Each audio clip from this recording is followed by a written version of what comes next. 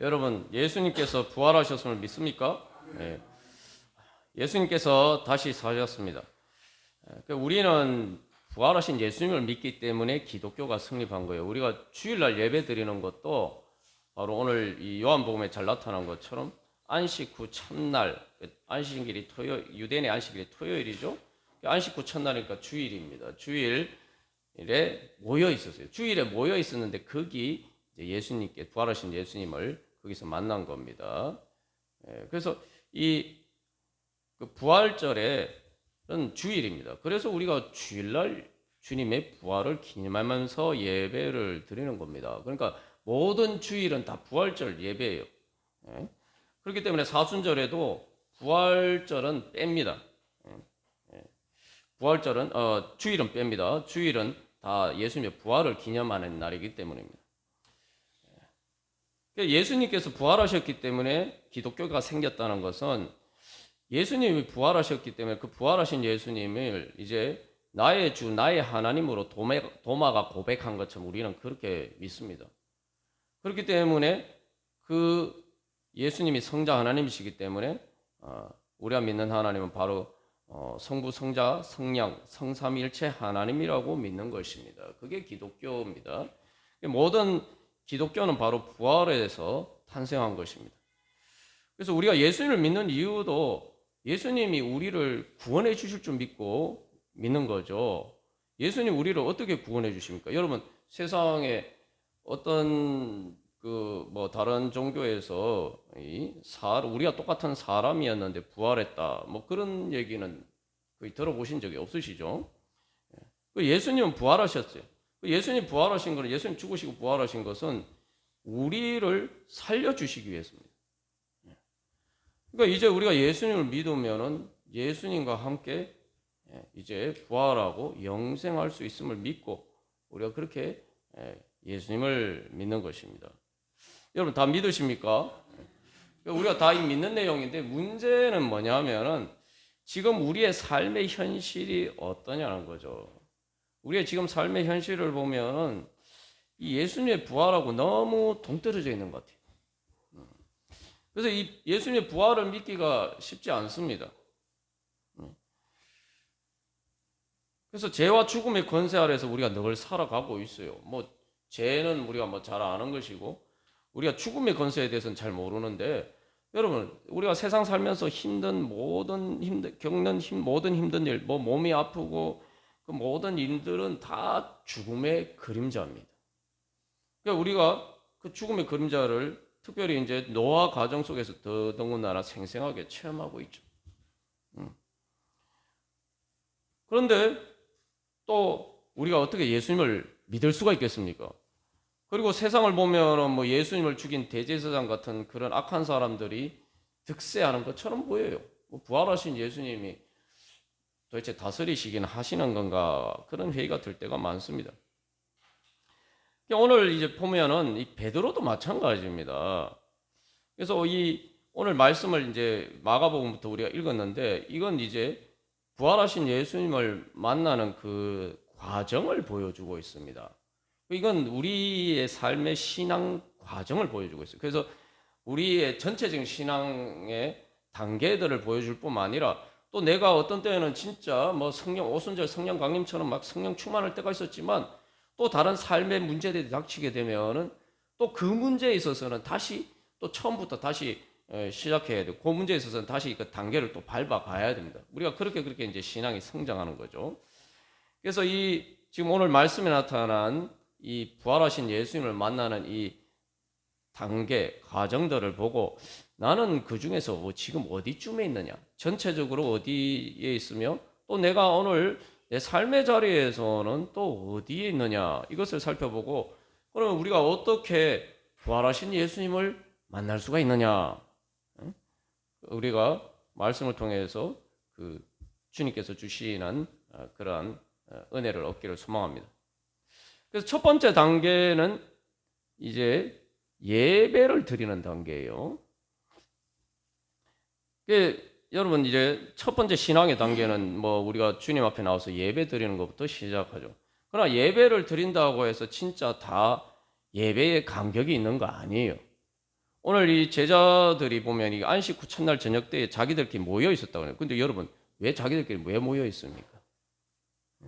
이게 사실은 우리가 이제 그냥 얼핏 보면은 그냥 우리하고 상관없는 이야기처럼 보이지만 이게 다 그 오늘날 우리 교회의 신앙의 삶의 그 여정을 사실은 그대로 이게 보여주고 있는 겁니다. 그래서 안식 후 첫날에 제자들이 모였다. 이거는 이때는 아직 부활하신 예수님을 만나기 전에 이건 우리에게 이게 예배 자리예요. 주일날 모여서 예배를 드리는 거예요. 근데 여기 제자들이 유대인들을 두려워하여 모인 것들의 문들을 닫았고, 그 예배를 드리면서도 하나님이 주시는 기쁨이 없었어요. 여러분들은 주일날 나와서 예배를 드리시는데 여러분 예배에 감격이 있으십니까? 여러분 예배 드리고 나면 막 기쁘십니까? 예.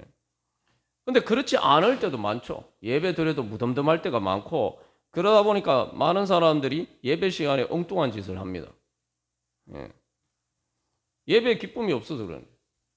그러니까 사실 뭐 주일날 나와서 예배 드린 거는 해도 사실은 그 안 믿는 사람, 또 우리가 뭐 또 이 전도를 할 때 보면은 주일날 어떤 사람 전도해서 주일날 교회 나와서 예배 드리게 하는 게 얼마나 어려운 일인지 우리가 잘 알죠.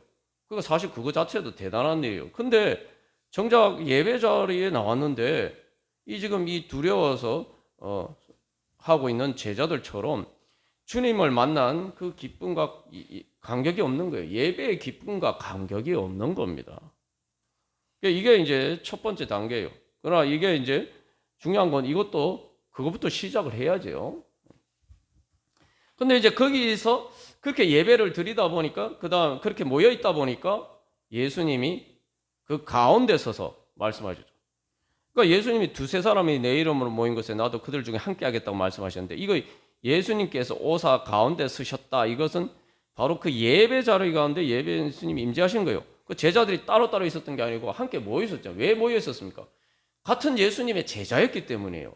예수님의 이름으로 모인 겁니다. 예수님의 이름이 아니면은 제자들이 뭐 예수님 십자가 달려 돌아가셨는데 자기들끼리 모여 있을 이유가 뭐가 있습니까? 그러니까 이 모임은 예수님의 이름으로 모인 거예요. 예수님이 죽으셨지만 같은 예수님의 제자였기 때문에 모여 있었던 거죠.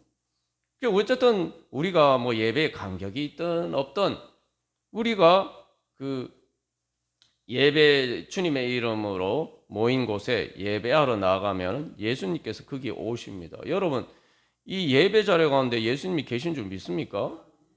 예수님이 오사 가운데 서 계십니다. 우리가 눈이 어두워서 안 보일 뿐이에요. 그래서 이제 그 부활하신 예수님을 만나고 나니까 제자들이 어떻게 했습니까? 주를 보고 기뻐했다. 예배 이제 그 예배는 드리니까 쉽게 우리에게 적용하면 예배는 계속 드렸는데 예배의 기쁨과 감격이 없었는데 예배를 통해서 이제 예수님을 만난 거예요. 그래서 막 기쁘게 됐어요. 이게 이제 예배를 드리면서 신앙생활 하면서 이제 눈이 떠여진 거예요. 여러분 항상 그런 믿음으로 나오셔야 돼요.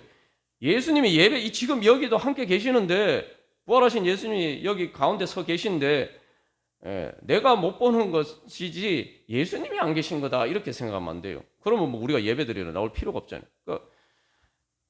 그래서 주님 눈을 뜨게 하여 주시옵소서, 그런 믿음으로 예배를 드려야 됩니다. 예배가 기쁘지도 않고 재미도 없고 뭐 그러니까 그냥 마지못해 나와서 예배 드리면은 우리가 평생 가도 이 부활하신 예배 자리 가운데 오셔서 계신 그 예수님 못 만날 수가 있어요. 어쨌든 그래서 이 제자들은 중요한 것은 그렇게 자기들이 두려웠을 때에 자기들끼리 따로따로 흩어져서 있었던 게 아니라 두려우니까 모였다 그랬어요. 여러분의 마음이 어둡거나 또 여러분의 마음에 여러 가지 그런 삶의 어둠이 있을 때 여러분은 예배 자리로 나오셔야 됩니다. 혼자 있으면 안 돼요. 예수님의 이름으로 모여야 됩니다. 내 눈에 안 보여도 예수님을 믿고 주님 앞에 나오셔야 돼요. 거기서부터 시작하는 겁니다. 그런 믿음으로 나오면 이제 눈이 뜨여져서 예수님 만날 수 있습니다. 여러분 그런 믿음으로 예배 드리시길 바랍니다. 자, 그런데 이제 이런 제자들이 예수님을 이렇게 만나서 기뻤잖아요. 근데 그 다음 요한복음 21장을 보면 이건 또 뭐지? 지금 21장의 초반부 이제 베드로와 이제 제자들의 모습을 보면은 이게 되게 실망한 모습이에요. 앞에서 그렇게 부활하신 예수님 만나고 기뻐했던 모습들은 어디로까지 다 사라지고, 예수님이 갈릴리 바다로 갈릴리에 가서 만나 주시겠다 해서 먼저 갈릴리로 갔는데 예수님이 안 나타나시는 거예요. 이게 이제 우리 신앙에 적용하면 내가 그렇게 막 기뻐 그렇게 예수 믿고 하니까 또 뭐 나름 기쁨도 있고 그랬는데, 그래서 막 기도도 하고 했는데 그런데 예수님이 내 기도 안 들어주시는 것 같고 내 삶이 답답한 거예요. 교회 나와서 예배드리고 뭐 신앙생활 찬양할 때 기쁨도 있는데 그러나 내 삶은 여전히 답답한 거예요. 그러니까 이제 베드로 아이고 이 예수님 뭐 우리가 우리식으로 얘기하면 우리에게 적용하면 아이고 우리가 기도하면서 예수님 기다려도 예수님 응답 기다려도 아이고 예수님 안 오실 건가 보다. 이렇게 이제 포기하고 그냥 우리 물고기 잡으러 가자. 이렇게 이제 하죠. 예. 그래서 결국은 다시 이게 갈릴리 바닷가에서 고기 잡는 어부로 돌아갔어요. 이게 뭡니까? 예수님 만나기 전으로 돌아간 거죠. 그러니까 예배의 기쁨, 부활하신 예수님을 만난 기쁨도 있었는데 이 갈릴리 바닷가에서 예수님을 만나지 못하니까 다시 예전 삶으로 돌아가는 거예요. 이게 무엇을 의미하냐면 이 갈릴리 바닷가는 제자들이 자기들이 늘 일하던 곳 아닙니까? 일하던 곳이에요. 자기들이 몸으로 정말 노동하면서 살는 그 삶의 현장이에요. 예수님이 거기서 내가 너희를 만나주겠다 말씀하셨는데 거기서 힘들게 그렇게 사는데도 별로 삶은 바뀐 게 없고 기도해도 예수님 안 들어주시는 것 같고 그러니까 이게 오히려 더 허무한 거예요. 예수님 만나기 전이었으면 뭐 그런가 보다 하고 살았는데 예수님을 만난 기쁨이 있었는데 도대체 그 기쁨이 한여름밤의 꿈처럼 사라지고 예수님이 돌밭에 대해서 얘기했는데 기쁨이 막 충만했는데 금방 쉽게 흔적도 없이 사라져 버렸단 말이죠. 그러니까 이게 더 막 그 예수님 만난 기쁨과 대비해서 허무한 거예요. 여러분 이제 그러다 보니까 이 예수님에게서 버려진 느낌 마음껏 드는 거예요. 여러분 이게 신앙생활 하다 보면 또 이런 단계에 봉착하게 됩니다. 막 찬양 집회 가서 막 찬양하고 저갈 때는 막 주님 만난 것처럼 그 생각되고 마음이 뜨겁고 마음이 기쁘고 즐거웠는데 그 집회 끝나고 또 예배 끝나고 교회 문을 예배당 문을 나서고 집에 돌아오면 여전히 내 삶을 무겁게 내리짓누른 내 삶의 현실들이 다가오면 부활하신 예수님을 만난 기쁨은 온데간데 없이 다 사라지는 거죠. 그래서 여기서 그러면서 동시에 예수님은 강하신데 내 무력함이 더 드러나는 거예요. 제자 베드로가 또 그렇게 생각할 수도 있겠죠. 아유, 내가 예수님을 부인했는데 그런 우리 주제에 무슨 다시 예수님의 제자가 될 자격이 있겠나? 이제 나의 무능함과 나의 무력함과 나의 잘못과 내 자신의 부족함과 그런 부끄러움에 점점 그래서 무력감 속에 점점 빠져 들어가는 거예요. 그 부활하신 예수님은 계신 거는 믿어요. 뭐 예수 믿으면 다 믿죠. 그거 안 믿는 사람은 어디 있습니까? 교회 다니면서 그거 안 믿는 사람은 뭐 어디 있습니까? 그런데 부활하신 예수님을 믿는데 그 부활하신 예수님이 나하고 아무 상관이 없는 거예요. 내 지금 현실의 삶하고 아무 상관이 없는 거예요. 그 부활하신 예수님을 믿고 내가 교회를 나갔는데도 내 삶이 하나도 바뀐 게 없어요. 세상이 바뀐 것도 없어요. 그래서 예수님은 마치 뭐 증발하신 것처럼 생각돼요. 그러니까 예수님 부활 승천하셨다. 다 믿죠. 믿는데 말 그대로 예수님 부활 승천하셔서 하늘로 올라가 버리시고 나하고는 여기는 안 계신 것처럼 생각된다 이 말이죠. 이게 사실 우리의 많은 경우 삶의 현실입니다. 뭐 오늘도 이 부활절 예배 때 막 기쁘게 할렐루야 찬양하지만 우리가 이 부활절 예배 끝나고 또 가면은 당장에 내일 월요일이 시작되면 우리의 일상에 무거운 짐들과 또 부담감과 또 많은 문제들이 우리를 엄습해 올 겁니다. 그런 상황에서 부활하신 예수님이 부활절에 우리가 기뻐하면서 찬양했던 그 예배가 우리에게 무슨 의미가 있겠는가? 예.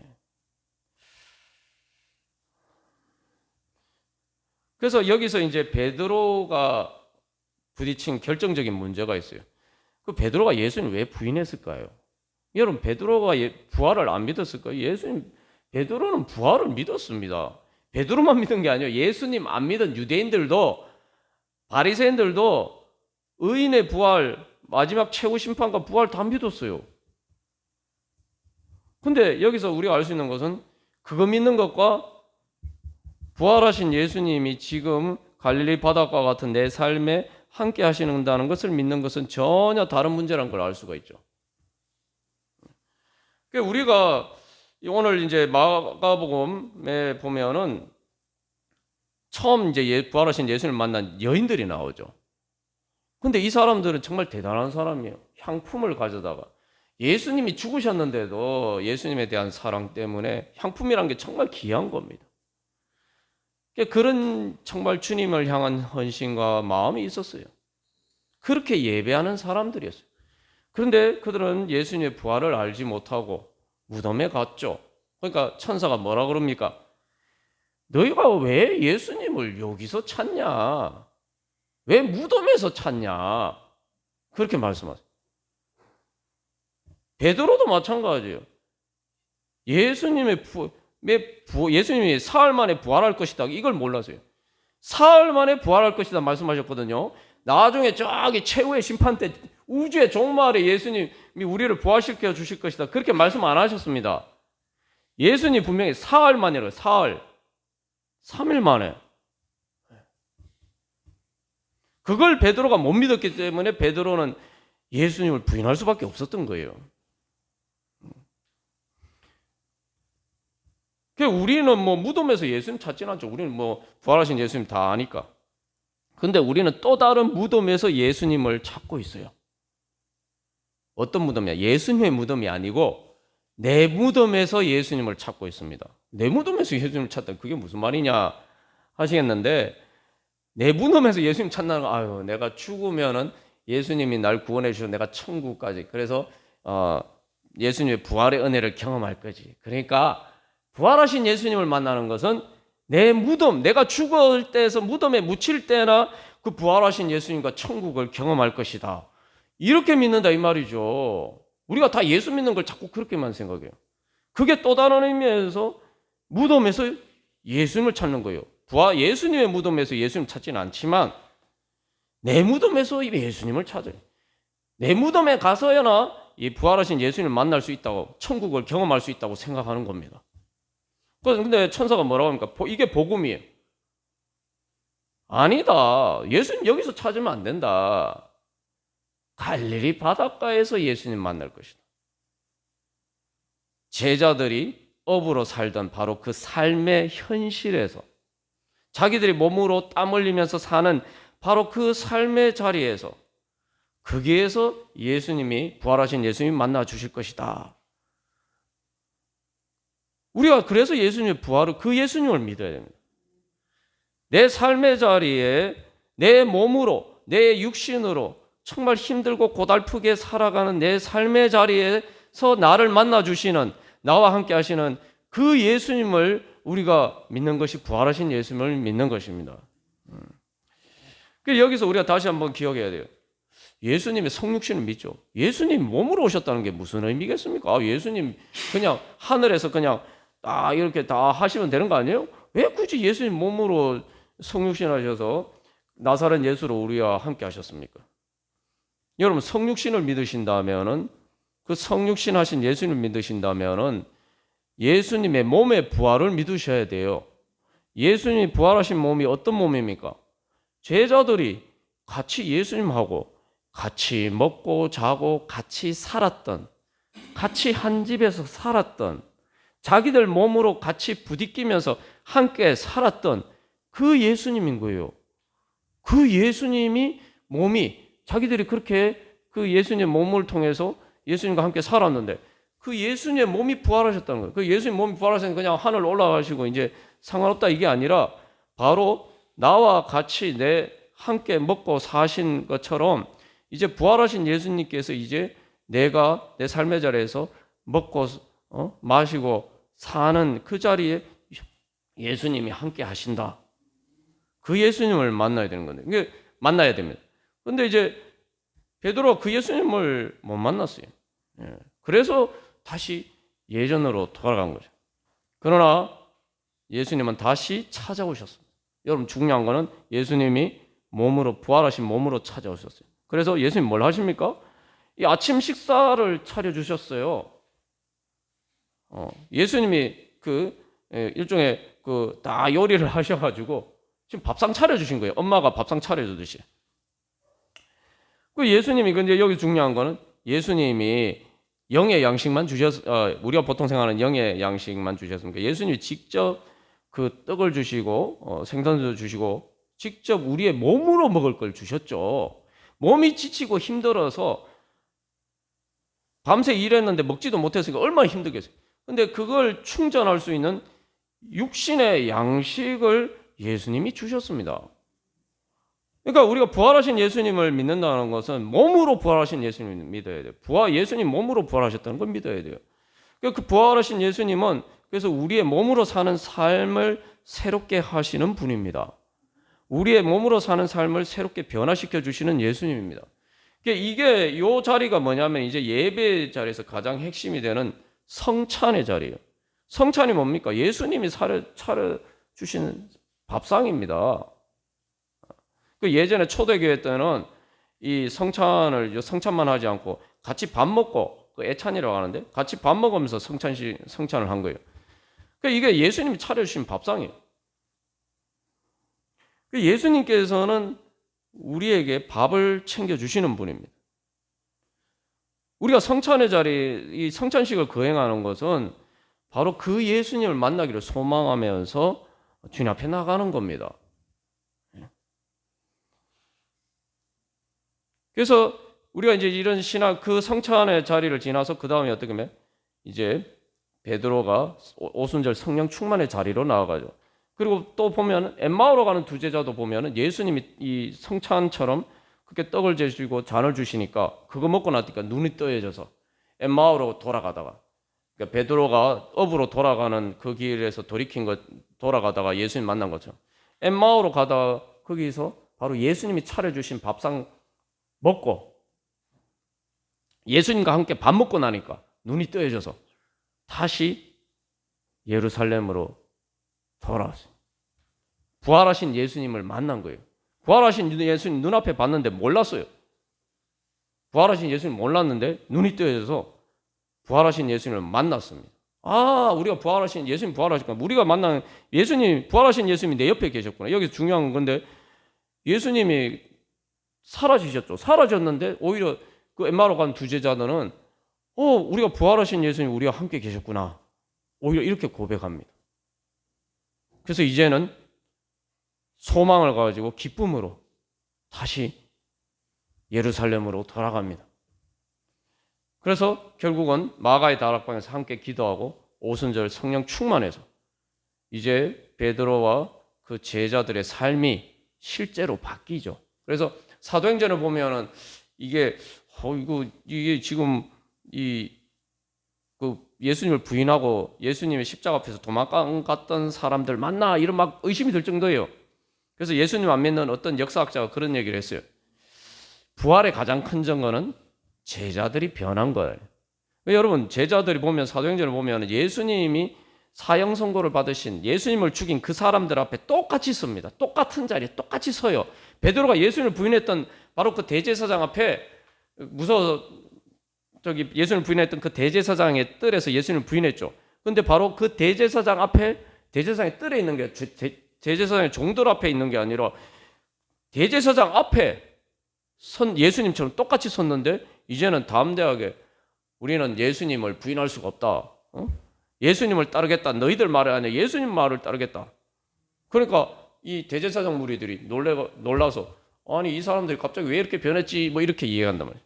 근데 그게 여러분 오래된 게 아니에요. 예수님 십자가 달려 돌아가시고 지금 오순절이니까 50일 지나가니까 몇 달밖에 안 지났어요. 몇 달밖에 안 지났는데 완전히 이게 사람이 바뀌었어요. 이게 성령 충만의 이제 단계입니다. 자, 그래서 다시 한번 정리하면 예배의 자리. 예배를 드리는데 첫 번째 예배를 드리는데 예배의 기쁨과 간격이 없는 자리.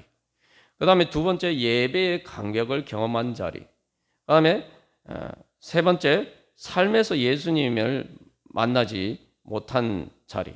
그다음에 그 삶에서 예수님을 갈릴리 바닷가에서 예수님을 만난 자리. 그리고 다섯 번째 성령 충만의 자리. 여러분은 이 5단계 중에서 지금 어느 단계에 계십니까?